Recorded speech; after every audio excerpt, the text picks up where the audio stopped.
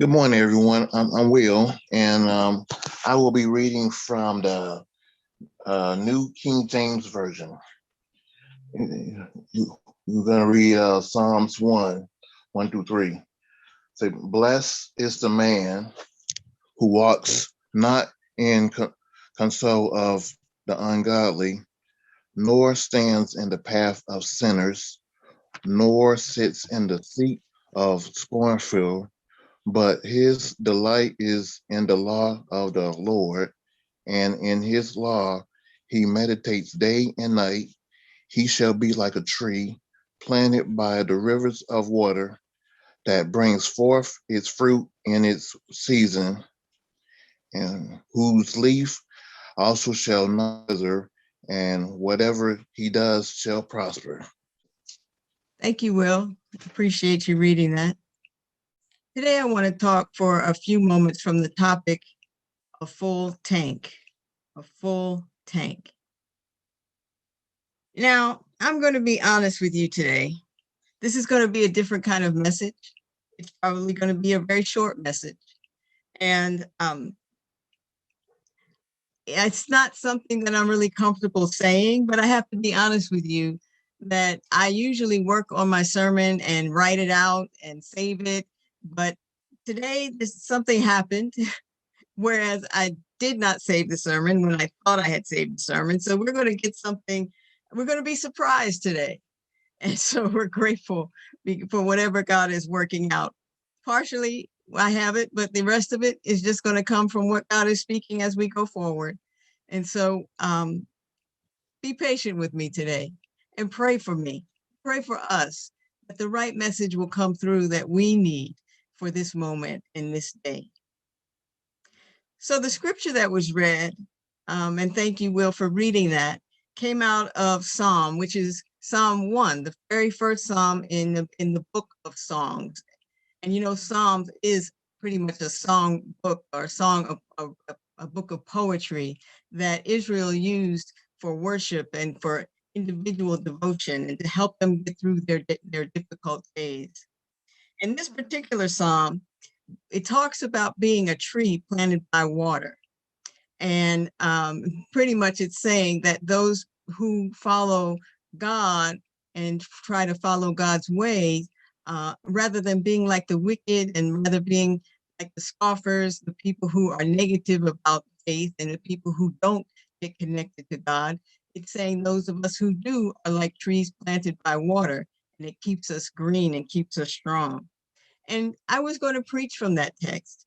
And then something happened. Something happened during the week after I studied that text and realized that it sets the tone for the rest of the Psalms because it helps us to know that we have choices to make, either to be on God's side or not, and either to believe in God and move forward or not. It helps us to believe that. But during the week, other things happened and came into my mind, and as we say, into my spirit. And started looking at some other things as I watched the news, as I watched things like how Liz Cheney was moved out of the position for speaking the truth. We become short on truth sometime in this country, and it's hard to believe what happened to her just for being honest. We looked at that. We saw what's happening between Israel and Palestine, and we saw that going on this week. And we saw also this week what happened to the Colonial Pipeline. And that's where my thoughts this week went off from what I had been studying out of this first chapter of the book of Psalms, this first Psalm. As I looked at what was happening on the TV, I, like you, saw people, or maybe you experienced it, going up to the pump and realizing that those little yellow things were over the handles, which meant there's no gas here. Or going past a gas station and they have a sign out that says there's no gas here. Or seeing that there's no numbers there where there used to be numbers that says how much the gas costs. It's blank. And then we saw these long lines of people waiting to get in line for gas. People doing things that were unwise, like filling up a tub of which should be a tub full of water. They were filling it up with gas and saw a car explode because they had put huge 5-gallon things of gas because they were hoarding gas, thinking they were going to run out of gas. Saw all kinds of things happen around gas with people in their cars. Now, we know we need gas in our cars to keep them running. But what I found out as I watched TV, people did not have it and people were running out of gas. So to the point that some people were sleeping in the parking lot of their job because they didn't have enough gas to get home and get back to work. But it's not just our cars that run out of gas. I've been talking to, and I'll have to be transparent, even in my own life, I've been at a point where I felt like I was running out of gas. Most recently, I've gone through these times of feeling like there was just nothing left to move. There was nothing left to keep going because the fuel, the thing that keeps me going was running on E. It was running on empty, and I didn't understand why. Maybe you've been there. Maybe you are there, where we realize that whereas in the past we've had the energy and the drive and the spirit to keep moving, suddenly we're feeling like we're drained and there's nothing left. And that's not so surprising given the fact that we've been in a place for the past year and maybe 3 months where we've been doing the same thing over and over and over again. It's been like being on a circular road. I don't know if you've been there, but just feeling like every day starts to look the same. There's nothing different. There's nothing exciting to look forward to. There's nothing new for us. It's just being on this circular drive, going around and around. Every day looks the same, kind of like that movie Groundhog Day, that every day you do the same thing. You get up, you go to work, some of us, or you get up, or there are things to do around the house. But you get up, you do something, then you come home, you have dinner, maybe you work out a little bit, maybe, I don't know, but the next thing you know, it's time to go to bed. And then you get up and you do it all again. We've been going on that same road for a long time. And we've been going on that road so long that some of us are running out of gas. We know what happens in our cars when we run out of gas. And some of those same things happen to us as we run out of gas.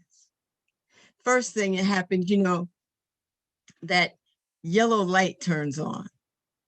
You kind of knew you were running out of gas. You kind of knew you didn't have a whole lot. Then all of a sudden you look down and you see, here's that yellow light. Now, if you're like me, when you see that yellow light, it doesn't always tell me to stop immediately. And it doesn't even always tell me to go to the gas station immediately. But sometimes when we see that yellow light, we just think, oh, that means I have 10, 11 more gallons, more miles that I could go. It doesn't mean I'm out of gas. It means I just have to be mindful that I just have a few more miles that I can go. But we don't always heed those warnings. We don't always stop or do what we need to do when the yellow light goes on. We keep pushing and we keep pushing, we keep going. We do it in our cars and we do it in our lives, where we could have some sort of warning come up and tell us that things aren't right, that we need to sit down for a while, we need to take a break. Instead, we keep pushing ourselves and saying we can do one more thing. Instead of standing still for a minute, well, wait a minute, let me do this one more thing. And then the next thing you know, we're feeling burnt out, we're worn out, and we can't find any joy in our life because we ran out of gas. I read somewhere Juliet Obodo said, burnout exists because we've made rest a reward rather than a right. We made rest a reward rather than a right. We have a right to take a break. We have a right to pay attention when the gas light goes on. We have a right to say, I'm tired, but we don't do it. We don't do it in our cars and we don't do it in our lives. But in your car, when you're driving along and you didn't pay any attention to the yellow light, what will happen is eventually your car will start to sputter. It feels like it's going to cut off on any minute. It'll sputter, it'll jerk, it will almost turn on and off. It will do things like that to let you know something's not right. When your life, we start to sputter too. It helps us to know we're running out of gas because we can't give our best to anything anymore, because we can't concentrate anymore. We can't give our best to our jobs or to our family. We get tired. We get irritable. We don't know why. We can't sleep. We end up watching reruns all night because we can't turn our brain off because we're starting to sputter. We get forgetful. We get anxious. All of a sudden, our anxiety gets so high, we can't really do anything. And some of us get depressed. But this is when we're sputtering, like the car sputters, because something's wrong. We're running out of gas and we're about to run out completely. We're not quite there yet, but something's not right. That's because we're running out of gas. And the next thing that happens in your car when you're running out of gas is the steering and the braking becomes more difficult. That's because the power is shutting down. And when the power starts shutting down in your car, I don't know if you've ever experienced it, that especially in the new fancier cars, that when the car shuts off, everything shuts off. Suddenly you can barely move the steering wheel. We get a little spoiled with power steering. I remember the days back in the old days when you had to fight with the steering wheel to turn it. But when our car starts running out of gas and the engine, the power starts draining, it starts to get like that again. You're fighting with the steering wheel. You're fighting with the brakes. You're fighting with everything that happens in your car. But the same thing happens in your life when you're running out of gas. Things become harder. It becomes harder to steer, which means it's harder to discern what's best. It's harder to make a distinction between what's right and what's wrong. It's harder to make decisions because our steering isn't quite right because we're running out of gas. We're just not ourselves anymore. But then, after the sputtering, the car just shuts off. I don't know if you've ever experienced it, but the car just shuts off, will not move, won't do anything else because there's no gas. There's nothing to burn anymore. There's no fuel to keep it going. And the same thing happens in our lives when we run out of gas. We shut off. We can't do anything. We shut down. We can't go anywhere. We can't move. I don't know if you've ever felt paralyzed like that, where life has gotten to a point where we are just so totally drained. We just turn the lights off, shut the door, turn off the phone, don't want to talk to anybody. Everything's just shut down. But when that happens in your car, you need to get some gas as soon as possible. Because when your car shuts off and when your tank is empty, what happens is there's this gunk at the bottom of your tank. When your tank is empty, it's not totally empty. There's just a little bit down at the bottom. But in that bottom, there's sediment. And it's all the junk, all the dirt, all the things that have settled in your tank. And if you don't put more gas in there to mix all that stuff up again, it'll get into your fuel pump and it'll clog it up and burn it out and destroy it. Same thing happens to you and to me. When we let that gunk just stay at the bottom of our tank, it'll accumulate and it'll mess up our fuel pump. It'll mess up the pump of our life. What it will do is, if we allow ourselves to get spiritually and emotionally too low, we end up down there with the stuff that does us no good.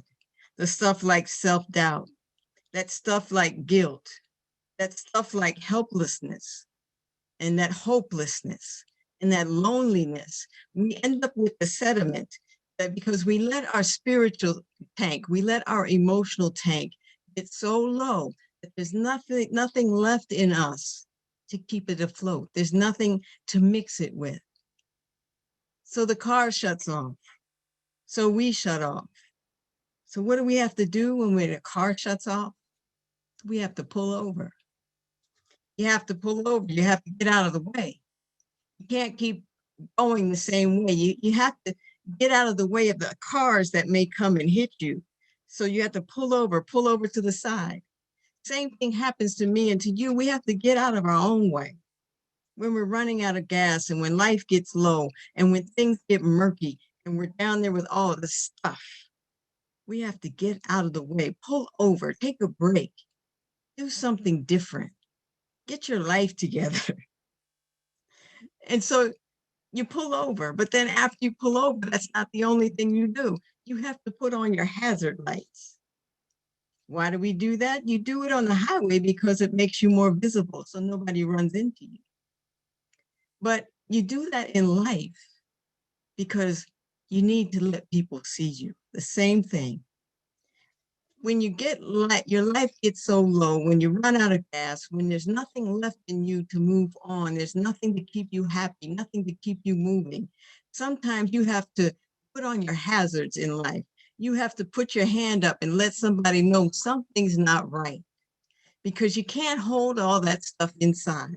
Sometimes you need to go sit on somebody's couch and talk to them. Sometimes you need to call a friend. Sometimes you need to just reach out to the people even in your own household and let them know, wait a minute, I might be looking okay, but I'm not feeling okay. Something's not right on the inside and I need your help. I at least need you to know something's not right with me. We need to be able to do those sort of things, my friend. We need to be able to do things that help us get beyond these situations where we're running out of gas. Not only do we let somebody know what's going on, but we can do things like write down the things that are causing us our stress and our anxiety. Just make yourself a list. Sometimes things look better and things look easier when you can see it on paper. So make yourself a list of the things that are causing you stress and anxiety.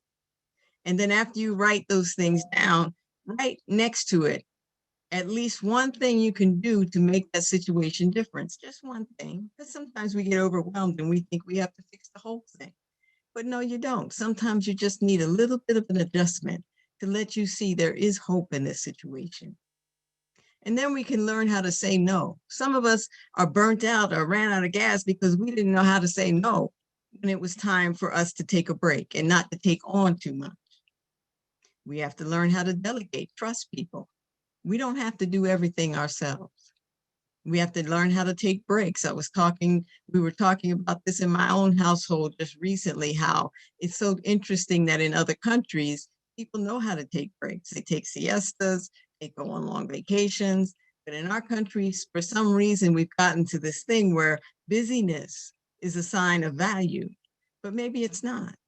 Maybe what's valuable is knowing when to take a break and knowing when to get yourself together. We can control our gadgets. Ever since we've gotten cell phones, mostly it's cell phones and, Facebook, all those things, we don't have enough me time anymore, enough time to detach, enough time just to sit down and say, let me be okay. Let me get myself together. We don't have time for that, but we need to take time. So when we put those hazard lights on in our life, we need to take time. We turn off the gadgets. Don't have to be accessible to everybody all the time. And the other thing you can do is socialize. Now that most of us have gotten our vaccines, and if you haven't and you're able to, I encourage you to, you can socialize with people. You can go out. I don't know about you, but I'm still going to keep my mask on, but go see somebody, go see some friends, things that you haven't been able to do for a year or so. Just try it. Turn on those hazards and reach out and let somebody else know, I need you. Something's not right. I need some help. I miss you. How about that? And then the other thing, after we turn on those hazards, We can take some time to rediscover our passions. I read a quote, and this is something I did write down, and it was an interesting quote by Steve Marabola. And it sounds strange, but his quote is, relax, refresh, renew, play, sing, laugh, enjoy, forgive, dance, love, hug, share, kiss, create, explore, hope, listen, dare, trust, dream, learn today. That's his quote. We need to get back to doing those things. Do the things that we value. Do the things that were meaningful to us. Think about it. What kind of things used to bring you joy? What kind of things made you perk up? What made you happy? Did you have a hobby? Did you have a certain person you reached out to? Did you have a certain place you would go to make yourself feel happy, make yourself feel better? When you run out of gas, you got to remember these things. You got to remember that we have passion in our life at one time. We were excited. We were happy. But we have to allow ourselves to go back to that place. But then the other thing that you do when your car breaks down, here in Georgia, we have such a thing called a hero unit. So you make a phone call, you call for help. That's what you do after your car breaks down. After you turn on your hazards, after you pull it out of the way, you call for help. You and I call for help when we're running out of gas, when we're at the side of the road, when we don't know what to do, when we're totally dried up on the inside. We call on God. We call for help and we say, God, here I am. I know you already know what's going on. And I know you know I'm talking to you. And I know you already see what's happening in my life. I need you. I need some help. We take time to pray. We take time to meditate. We take time to read or to journal, or like we read earlier today, pick up the Psalms. In the book of Psalms, there's something for every situation, anything you're going through. You'll find something in the book of Psalms to either accompany you or encourage you through that time that you're going through. But above all that, the main thing to do is just don't run out of gas in the first place. Establish a regular pattern. Maybe establish going to the gas station every Monday or every Sunday and filling up your tank, even if you only need a little bit. Just go ahead and fill it up so that you don't run out of gas in your car during the week. Same thing with your life. Establish a regular practice, or establish a spiritual practice. Remember that you are fearfully and wonderfully made, as the Psalms would tell us. Remember that God has never and will never leave you, never fail you, never forsake you, will always be by your side. So my friends, I just wanted to encourage us today that some of us may be feeling like we're running out of gas. Some of us may have already felt like, we ran out a long time ago. I wanted to tell you that you can go back and you can get your car started. You can put some gas in, put some prayer time in, put some meditation time in, put some time in just looking at nature and taking in the fact that you are part of this great creation that God created. You are part of it, and that you are wonderful, and that you have everything available to you, and you have everything already in you to make the best of your life, to live the best life, to keep moving, keep doing, keep believing, and stay positive, because you just ran out of gas temporarily, but it's okay because the fill-ups in this area are free. Thank you for listening.